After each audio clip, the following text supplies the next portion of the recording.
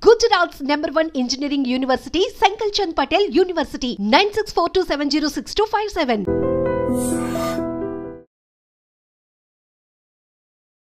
Hi hello namaste welcome back to iDream media. ఈరోజు మనతో ఉన్నారు 30 ఇయర్స్గా లా ప్రాక్టీస్ చేస్తూ ముఖ్యంగా ఇమ్మిగ్రేషన్ మనకి లాయర్గా ఉన్న రాహుల్ రెడ్డి గారు మనతో ఉన్నారు. ఈ స్టూడెంట్ వీసాకి సంబంధించి ఓపీటీ అండ్ స్టెమ్ ఎక్స్టెన్షన్ గురించి ఈరోజు ఎపిసోడ్లో మాట్లాడబోతున్నారు. మీకు ఏ డౌట్స్ ఉన్నా సరే కామెంట్ సెక్షన్లో మెన్షన్ చేయండి. దానిపై మరిన్ని సిరీస్ ఎపిసోడ్స్ రానున్నాయి. Hi sir. నమస్కారం. బాగున్నారా?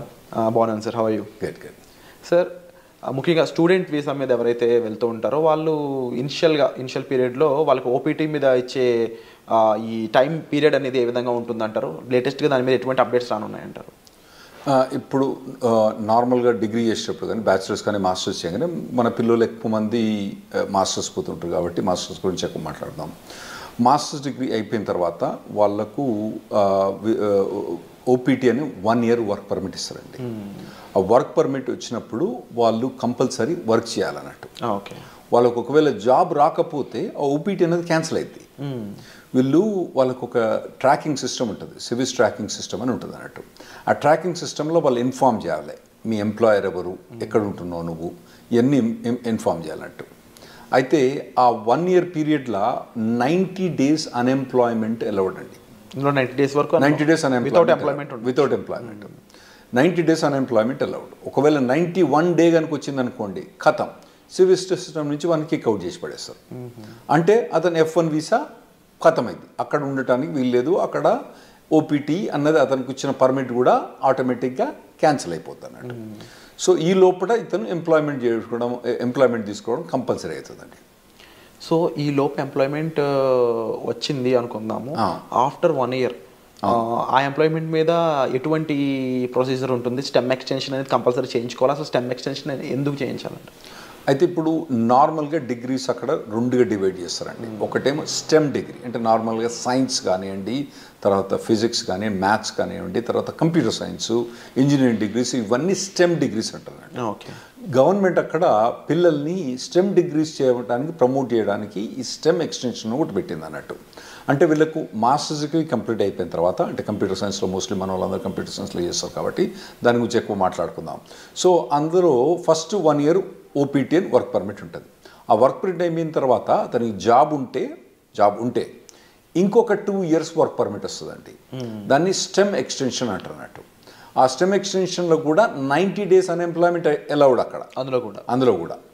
అయితే రెండిట్లో కలిపి 150 రోజులే. అంటే ఎక్కడనో ఒక దగ్గర తగ్గించుకోవాలన్నట్టు. ఇక్కడ 90 days, అక్కడ 90 days బ్యాక్స్, ఓవరాల్గా 150 days దాటకూడదు అన్నట్టు. స్టెమ్ ఎక్స్టెన్షన్లో కూడా జాబ్ కంపల్సరీ ఉండాలి, జాబ్ కంపల్సరీ చేయాలి. అంటే ఈ 180 days పక్కన పెడితే యాక్చువల్లీ 150 90 + 90 కాదు, అక్కడ ఇక్కడ 60 ఇవ్వాలన్నా అక్కడ 70 ఎక్కడో కంట్రోల్ చేసి పెట్టాలన్నట్టు.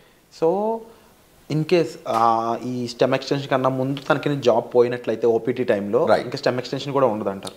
ఒకవేళ స్టెమ్ ఎక్స్టెన్షన్ చేసే టైంలో ఓకే, మీకు మొదలే స్టెమ్ ఎక్స్టెన్షన్ ఓపీటీ అయిపోక ముందే మీకు 3 months ముందే స్టెమ్ ఎక్స్టెన్షన్ ఫైల్ చేసుకోవచ్చు.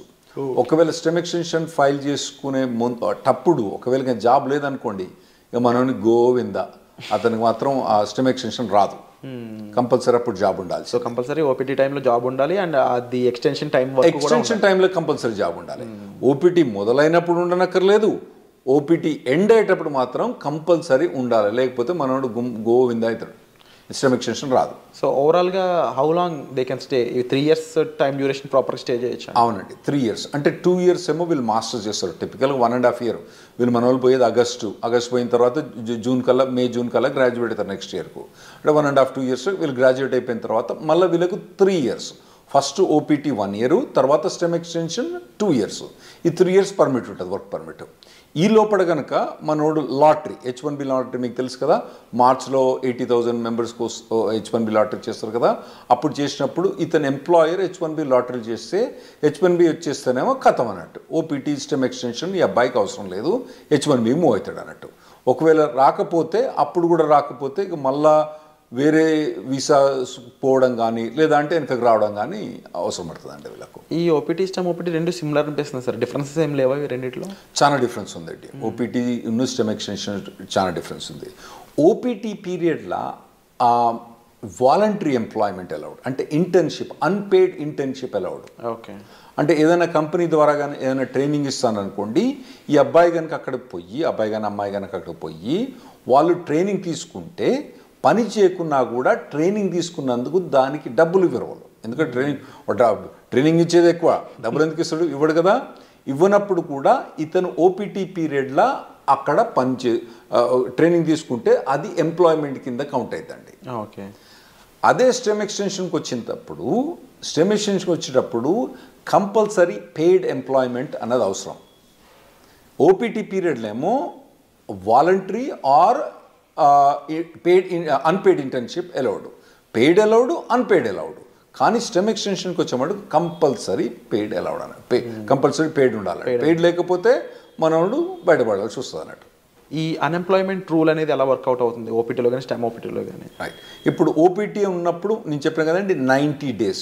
ఓకే, 90 daysలో అంటే ఇతను కనుక ఒక 30 days కనుక సేవ్ చేసుకుంటే మళ్ళీ నెక్స్ట్లో కూడా 90 వాడుకోవచ్చు. అంటే ఇక్కడ 60 వాడుకొని మళ్ళీ నెక్స్ట్ 90 వాడుకుంటే బెటర్.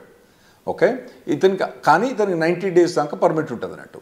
సో నార్మల్గా వీళ్ళకి ఇంటర్న్షిప్స్ వస్తాయండి బాగానే. లేకపోయినా కానీ మన చాలా కన్సల్టింగ్ కంపెనీస్ ఏం చేస్తారంటే వీళ్ళని ట్రైనింగ్లో పెడతారు బాగా. అంటే పర్టికులర్గా ఏదైనా పర్టికులర్ టెక్నాలజీ ఉందనుకోండి, ఇప్పుడు ఏఐ అనేది బాగా hot technology.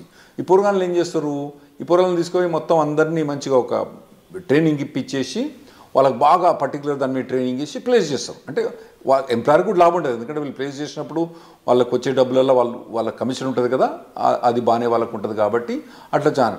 So OPT period అన్నప్పుడు నార్మల్గా అయితే మన వాళ్ళు ఎవరికి కూడా ఇబ్బంది ఉండకూడదండి. ట్రైనింగ్ బాగానే ఇస్తారు, ట్రైనింగ్ బాగానే ఇచ్చే కంపెనీలు ఉన్నాయి, వీళ్ళు తీసుకునే కంపెనీ. స్టెమ్ ఎక్స్టెన్షన్కి వచ్చేటప్పుడు మాత్రం ఇబ్బంది అయింది. ఎందుకంటే స్టెమ్ ఎక్స్టెన్షన్ మీద ఉన్నప్పుడు పేమెంట్ అన్నది, పెయిడ్ జాబ్ అన్నది ఉండాలి కదా. అప్పుడు పెయిడ్ జాబ్ ఇంకా లేకపోతే మాత్రం మన వాళ్ళకి ఇబ్బంది అవుతుందండి అప్పుడు. సో ఓపీటీలో టైంలో అన్ఎంప్లాయ్మెంట్ అనేది ఉండకూడదు, అట్లీస్ట్ ఇంటర్న్గానే పనిచేసి ఉండాలి. రైట్. లేకపోతే కంపల్సరీ వెనక్కి రావాల్సిందే తప్ప. రైట్, కంపల్సరీ వెనక్కి రావాల్సిందే. సో ఈ టైంలో అంటే స్టెమ్లో కానీ ఓపీటీ టైంలో కానీ జాబ్ లేకుండా ఉన్న పర్సన్ లీగల్గా స్టే చేయడానికి ఏమైనా ఆప్షన్స్ ఉన్నాయి? అంటే నేను చెప్పినా కదండి, మొత్తం టోటల్గా 150 days అలౌడ్. ఫస్ట్ దాంట్లో 90 చేస్తే నెక్స్ట్ 60, ఫస్ట్ దాంట్లో 60 చేస్తే నెక్స్ట్ 90. ఏ దాంట్లో కూడా 90 కన్నా ఎక్కువ చేయరాదు అన్నట్టు. అంత మటుకు అన్ఎంప్లాయ్మెంట్ అలౌడ్. ఫస్ట్ ఓపీటీ పీరియడ్లో మీకు stem voluntary unpaid internship allowed, stem extension allowed కాదు. సో మీరు అన్నది కరెక్ట్. ఒకవేళ కనుక ఆ 150 days కూడా క్రాస్ అయితే అతను లీగల్ స్టేటస్ పోద్ది. ఇవన్నీ ఇన్ఫర్మేషన్ ట్రాకింగ్ ఎక్కడ ఉంటుంది అంటే సివిల్ సిస్టంలో ట్రాకింగ్ ఉంటుంది అన్నట్టు. వాళ్ళు ట్రాక్ చేస్తూ ఉంటారు అన్నట్టు. ఇవన్నీ వీళ్ళు చెప్పాలి, పిల్లలు పోయి వాలంటీర్గా నాకు జాబ్ పోయింది పోలేదని. అందులో కూడా ఇన్వెస్టిగేషన్స్ అవుతా ఉంటాయి అప్పుడప్పుడు. ఒకవేళ మనోడు జాబ్ చేస్తాడనుకోండి, జాబ్ పోయిందనుకోండి, వీడు చెప్పలేదనుకోండి, దెన్ అతనికి ప్రాబ్లం రావచ్చు. ఇంకోటి ఏంటంటే కంపెనీ కూడా ఇన్ఫార్మ్ చేస్తుంది కాలేజ్కి, అరే నాయన మా దగ్గర పనిచేస్తాడు కానీ ఇప్పుడు వీడు మా దగ్గర లేడు అని చెప్పి వాళ్ళు కంపెనీకి ఇన్ఫార్మ్ చేస్తారు, మన యూనివర్సిటీకి ఇన్ఫార్మ్ చేస్తే వీళ్ళని టర్మినేట్ అయిపోతారు అన్నట్టు. సో ఆ పీరియడ్లో ఎంప్లాయ్మెంట్ అనేది చాలా అవసరం అండి. అయితే ఈ స్టెమ్ ఎక్స్టెన్షన్లో 40 hours జాబ్ అవసరం లేదు, 25-30 hours జాబ్ కూడా చేసుకోవచ్చు. ఒకవేళ కనుక అతనికి తక్కువ జాబ్ ఏదైనా దొరికిందనుకోండి, తక్కువ టైంలో దొరికిందనుకోండి, స్టెమ్ ఎక్స్టెన్షన్లో ఆ 25 hours 30 hours కూడా చేసుకోవచ్చు అన్నట్టు. ఇది స్టెమ్ ఎక్స్టెన్షన్ ఫస్ట్ 1 year కాదు, తర్వాత నెక్స్ట్ 2 yearsలో. ఓపీటీలో ఇన్ కేస్ ఈ ఫ్రీ జాబే ఉంది ఇంకా, అవును, నెక్స్ట్ స్టెమ్ ఎక్స్టెన్షన్ ముందు కూడా ఫ్రీ జాబే ఉంది అంటే ఓపీటీ నుంచి స్టెమ్ ఎక్స్టెన్షన్ పోయేటప్పుడు ఆ స్టెమ్ ఎక్స్టెన్షన్ జాబ్ అనేది కంపల్సరీ పెయిడ్ జాబ్ ఉండాలి. లేకపోతే యుఎస్సిఐఎస్ పర్మిషన్ ఇవ్వదు, స్టెమ్ ఎక్స్టెన్షన్ ఇవ్వదు. సో లీగల్గా వీళ్ళు ఎలాంటి అప్లై చేయొచ్చు? ఫర్ ఎగ్జాంపుల్ అప్పటికి జాబ్ ఫైండ్ అవుట్ చేయకపోతే లీగల్గా ఇంకేం చేయలేరు అంటారా? అవునండి. స్టెమ్ ఎక్స్టెన్షన్ అప్పుడు కనుక ఒకవేళ కనుక ఫస్ట్ 1 yearలోనేమో వీళ్ళకి ఇంటర్న్షిప్ జాబ్స్ ట్రైనింగ్స్ బాగానే ఉంటుంది. ఆ తర్వాత కనుక వీళ్ళకు ఒకవేళ కనుక పెయిడ్ జాబ్స్ కనుక దొరకకపోతే ఖతం.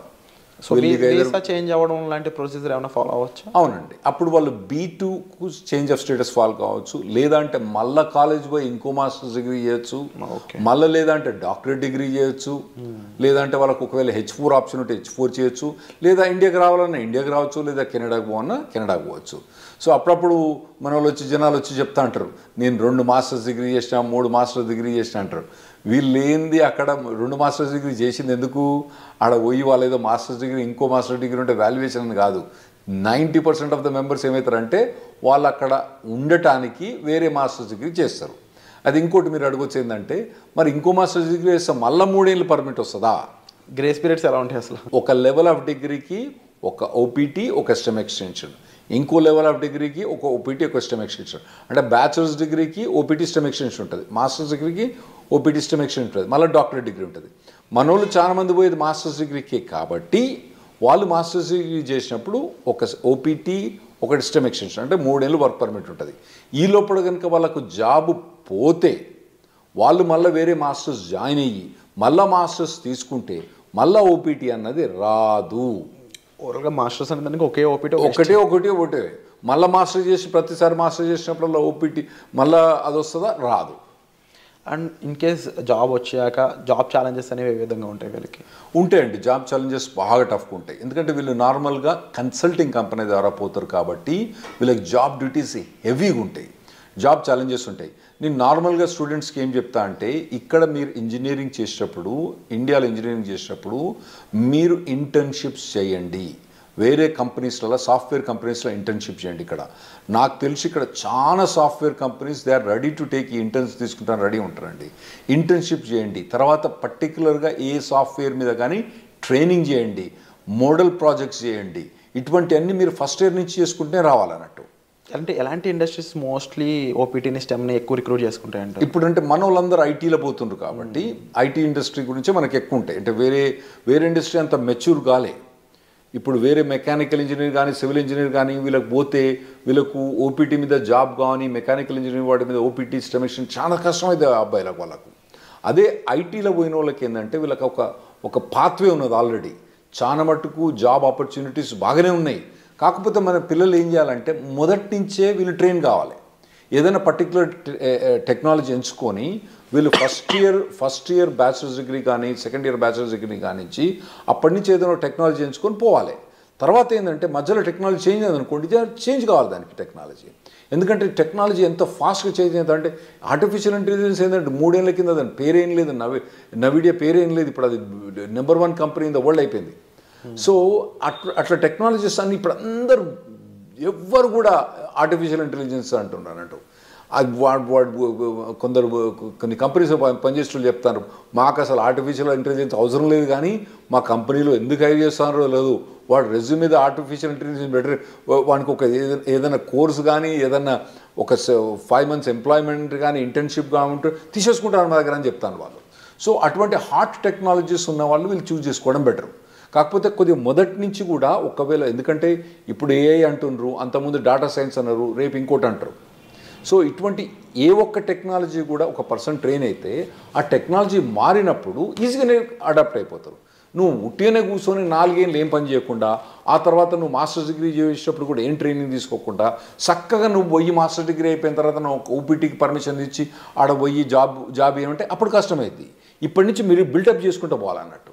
ఇవి చాలా కాంపిటేటివ్గా ఉంటాయి ఓపీటీ స్టెమ్లో కూడా. అట్ ది సేమ్ టైం మీరు ఈ డౌన్ టర్న్స్ ముఖ్యంగా లే ఆఫ్స్ కానీ అవి ఎంత ఇంపాక్ట్ చేస్తాయంటారు ఓపీటీ వాళ్ళని? బాగుంటాయి, ఓపీటీ మీద ఇంపాక్ట్ బాగుంటుంది. ఫస్ట్ ఒకటి మీరు అర్థం చేసుకోవాలి, శాలరీస్ ఎట్లున్నాయి వీళ్ళవి. యుఎస్ శాలరీస్ 80 లక్షలు 90 లక్షలు ఉన్నది. ఏది ఓపీటీ స్టెమ్ ఎక్స్టెన్షన్ కూడా 80 లక్షలు 90 లక్షల నుంచి మొదలైతే వాళ్ళకి శాలరీస్. సో మనకి ఇక్కడ ఇండియాలో ఏంది, మీరు పెద్ద పెద్ద కంపెనీలు పోయినా అనుకోండి, అది వెరీ సర్ప్రైజ్. గూగుల్ అటువంటి కంపెనీస్లలో, అంటే నేను పర్టికులర్ గూగుల్ అని చెప్పాను, వేరే కంపెనీస్లో శాలరీ చూస్తే వాళ్ళకి ఏంది నెలకు 30,000, నెలకు 25,000, అంటే దాదాపుగా 4 లక్షలు 5 లక్షల ప్యాకేజ్ కూడా మా ఎక్కువ ఇక్కడ. ఏది ఎంట్రీ లెవెల్లకు అక్కడ 80 లక్షల నుంచి 90 లక్షల దాకా ప్యాకేజ్ ఉంది అక్కడ.